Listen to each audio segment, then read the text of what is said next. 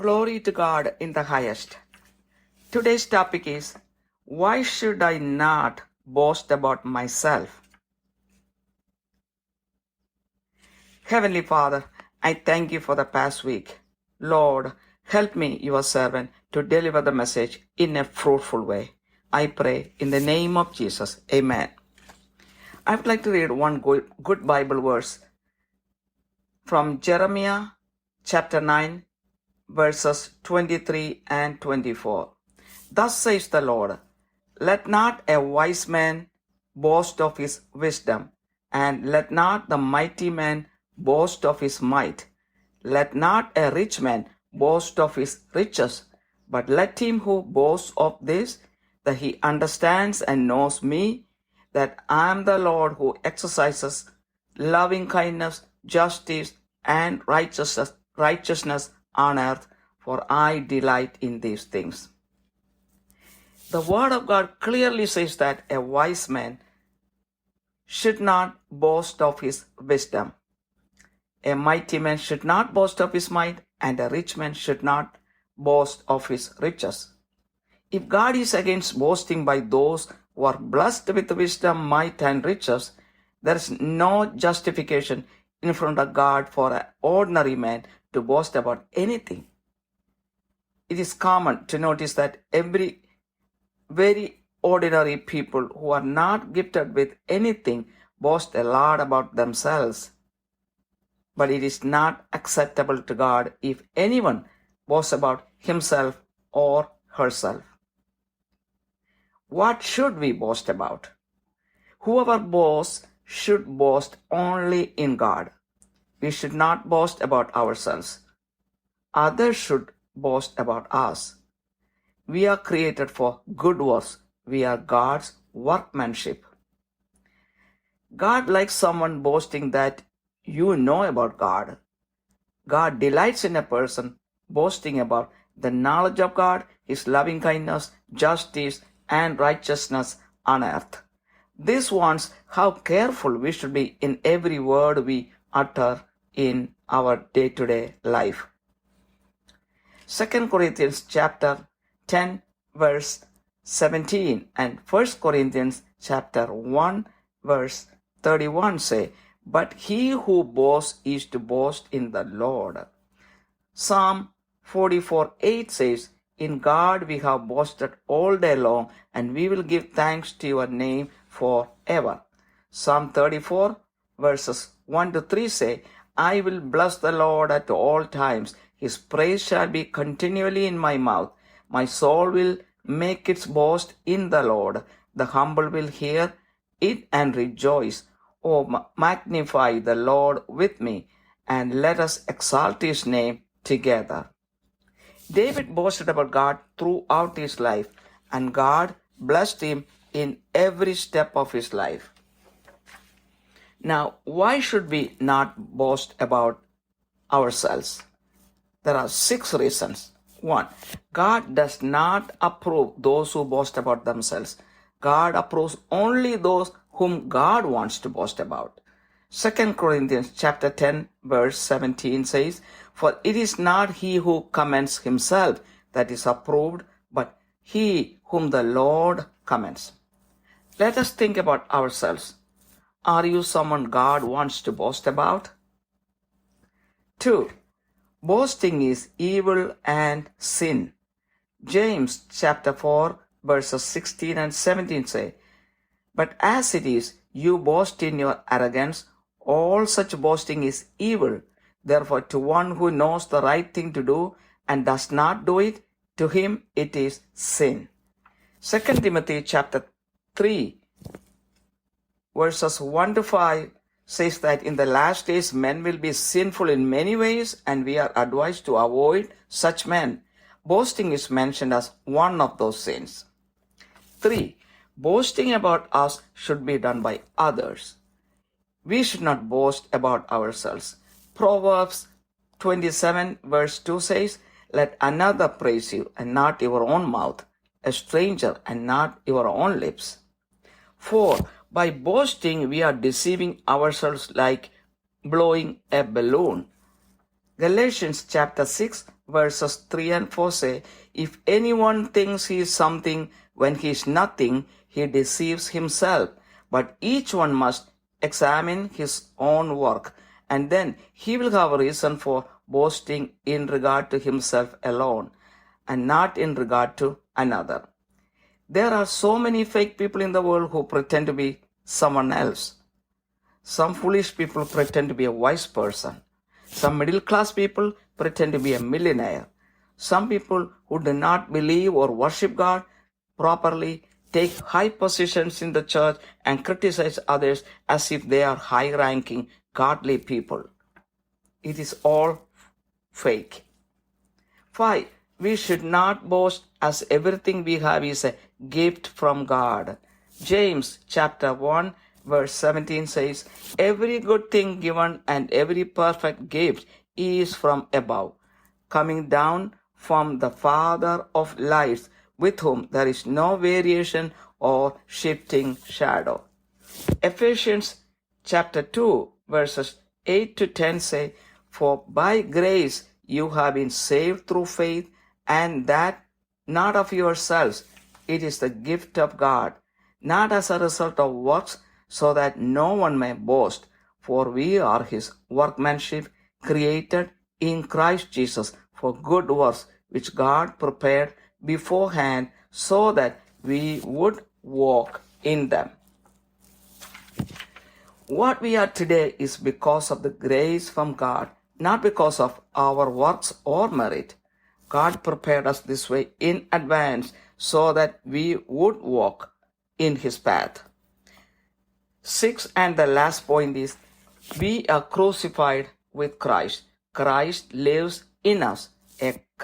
As Christ did not boast, we should not boast either. Galatians chapter 2 verse 20 says, I have been crucified with Christ, and it is no longer I who live, but Christ lives in me. And the life which I live in the flesh, I live by faith in the Son of God, who loved me and gave himself up for me. Our thoughts and actions should reflect Jesus Christ, who lives in us. It doesn't matter to God if we are rich or poor, educated or uneducated, intelligent or unintelligent. Now let's see, what has God done to shame the wise people? God chooses foolish things for his glory to avoid the boasting by wise people. 1 Corinthians chapter 1 verse 27 says, but God has chosen the foolish things of the world to shame the wise, and God has chosen the weak things of the world to shame the things which are strong. 1 Corinthians chapter 3 verses 18 and 19 say, let no man deceive himself. If any man among you thinks that he is wise in his age, he must become foolish so that he may become wise. For the wisdom of this world is foolishness before God. We can notice that God gives ordinary, humble, and ignorant people divine inspiration and zeal for God. When God is satisfied with their sincere devotion and prayers, God showers them with the gifts of the Holy Spirit.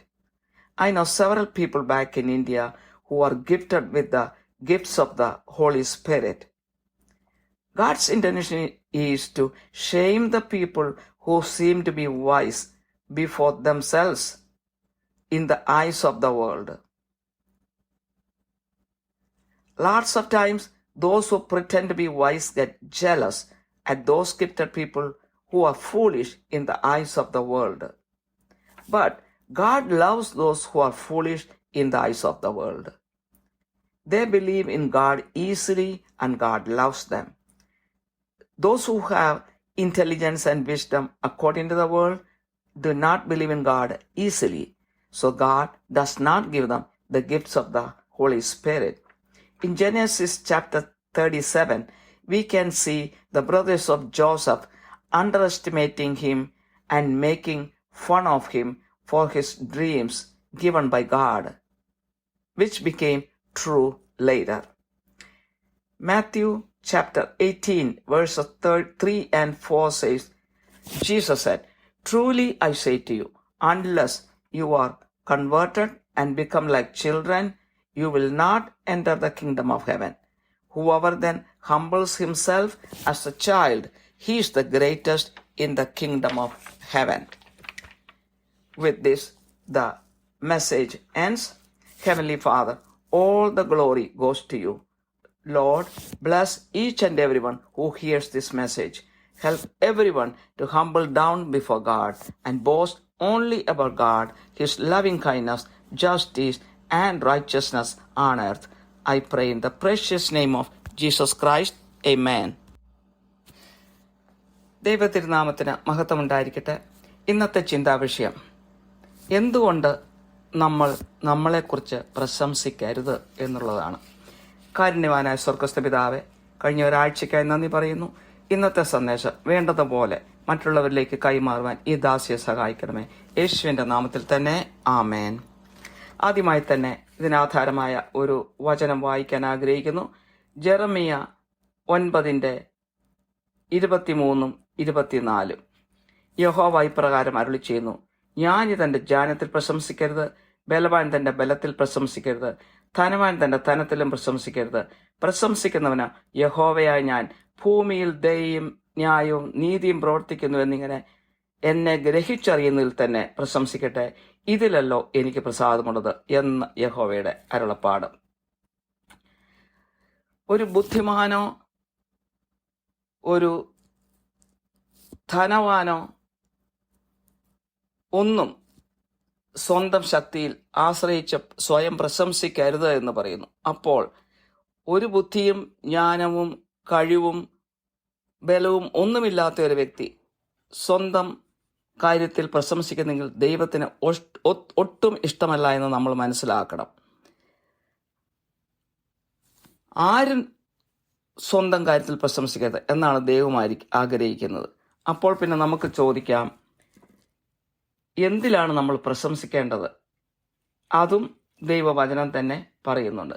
ദൈവം ആഗ്രഹിക്കുന്നത് ദൈവത്തിൽ പ്രശംസിക്കണം എന്നുള്ളതാണ്. ദൈവത്തെക്കുറിച്ച് ഉള്ള അറിവിലും ദൈവത്തിൻ്റെ ദയയിലും ന്യായത്തിലും നീതിയിലും നമ്മൾ പ്രശംസിക്കണം എന്നാണ് ദൈവം ആഗ്രഹിക്കുന്നത്. അതാണ് ഈ വചനത്തിൽ നിന്ന് നമുക്ക് മനസ്സിലായത്. കാരണം നമ്മൾ നല്ല പ്രവൃത്തി ചെയ്യുവാൻ വേണ്ടി ദൈവം നമ്മളെ സൃഷ്ടിച്ചതാണ്. നമ്മൾ ദൈവത്തിൻ്റെ കരവേലയാണ്. 2 കൊറിന്ത്യൻസ് 10:17, 1 കൊറിന്ത്യൻസ് 1:31-7 പറയുന്നു, 31 പറയുന്നു, പ്രശംസിക്കുന്നവൻ കർത്താവിൽ പ്രശംസിക്കട്ടെ. സങ്കീർത്തനം 44:8 പറയുന്നു, ദൈവത്തിൽ ഞങ്ങൾ നിത്യം പ്രശംസിക്കുന്നു, നിന്റെ നാമത്തിനും എന്നും സ്തോത്രം ചെയ്യുന്നു. സങ്കീർത്തനം 34:1-3 വരെയുള്ള വചനങ്ങൾ, ഞാൻ യഹോവയെ എല്ലാ കാലത്തും വാഴ്ത്തും, അവന്റെ സ്തുതി എപ്പോഴും എന്റെ നാവിന്മേലിരിക്കും.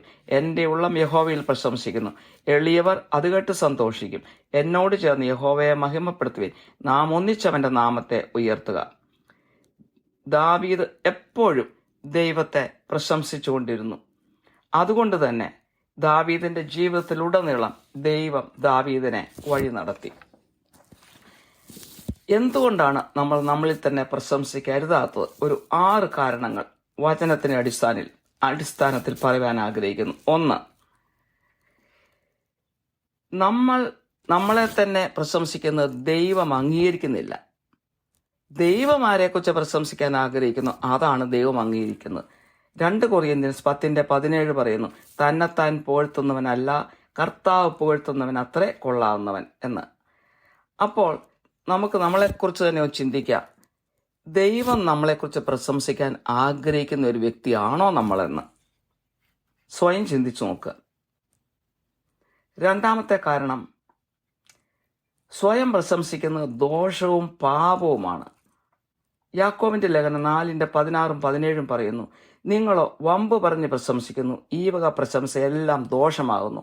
നന്മ ചെയ്യുവാൻ അറിഞ്ഞിട്ടും ചെയ്യാത്തവന് അത് പാപം തന്നെ. 2 തിമോത്തി 3:1-5 വരെയുള്ള വചനങ്ങളിൽ അന്ത്യകാലത്ത് മനുഷ്യൻ ചെയ്യാൻ പോകുന്ന അനേകം പാപങ്ങളെക്കുറിച്ചാണ് പറഞ്ഞിരിക്കുന്നത്. അതിൽ ഒരു പാപമാണ് സ്വയം പ്രശംസിക്കുന്നത്. 3, നമ്മളെക്കുറിച്ച് പ്രശംസിക്കേണ്ടത് നമ്മളല്ല, മറ്റുള്ളവരാണ്. പ്രോവർബ്സ് 27:2, സുഭാഷിതങ്ങൾ അല്ലെങ്കിൽ സദൃശവാക്യങ്ങൾ 27:2, നിന്റെ വായല്ല മറ്റൊരുത്തൻ, നിന്റെ അധരമല്ല വേറൊരുത്തൻ നിന്നെ സ്തുതിക്കട്ടെ.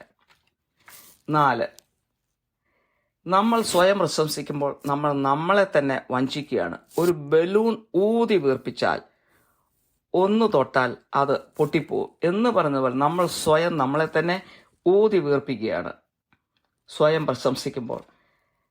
ഗലേഷ്യൻസ് 6:3-4 വചനങ്ങൾ പറയുന്നു, താൻ അല്പനായിരിക്കെ മഹാനാകുന്നുവെന്ന് ഒരുവൻ നിരൂപിച്ചാൽ തന്നെത്താൻ വഞ്ചിക്കുന്നു. ഓരോരുത്തരും താൻ താൻ്റെ പ്രവൃത്തി ശോധന ചെയ്യട്ടെ. എന്നാൽ അവൻ തൻ്റെ പ്രശംസ മറ്റൊരുത്തനെ കാണിക്കാതെ തന്നിൽ തന്നെ അടക്കി വയ്ക്കും എന്ന്.